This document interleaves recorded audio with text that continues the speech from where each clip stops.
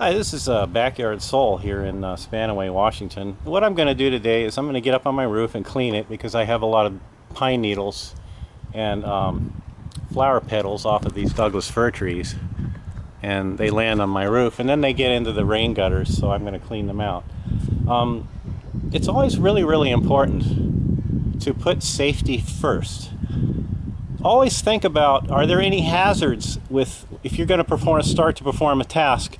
Sit down and carefully consider any possible hazards that could happen, any potential accidents that may occur while you're doing your work around your house, such as slipping and falling, or getting something in your eye, or breathing something in, or getting stung by bees or wasps, or getting a sunburn.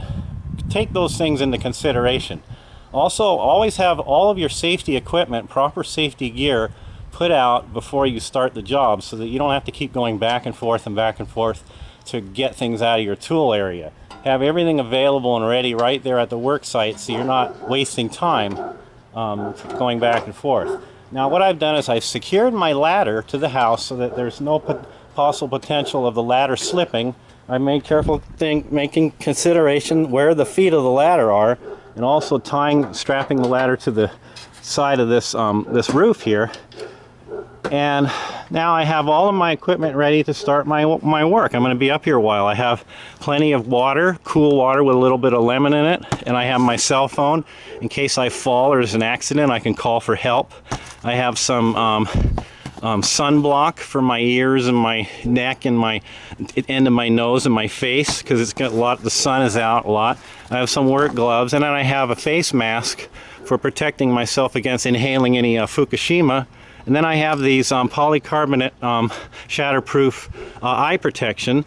So I'm going to be starting my work. As you can see, the rain gutter screens, the dark ones have curled up in the sunlight. So what I've done is I've applied some Gorilla Glue to the inside edge. And so there's one, I need to do that to the other one. And they've held out. I've had these a few years. If you go back to my earlier videos, I'm showing them. These are the same ones. There's been a few of these dark ones I replaced, but overall the white ones, I've glued them to the edge of the lip of the rain gutter.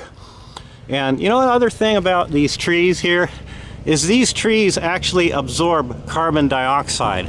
So over time, the tree will intake carbon dioxide and then use and release oxygen, and then use that carbon atom to build the woody structure of the plant.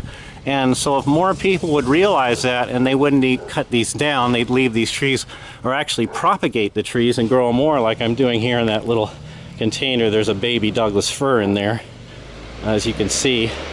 And they're really good because what it does is over time, that tree, as it's growing, it will absorb the carbon dioxide into the limbs and the woody structures of the tree, and it will uptake the carbon in the plant. So those are really good. It's really good to grow Douglas fir trees and have grow as many as you possibly can.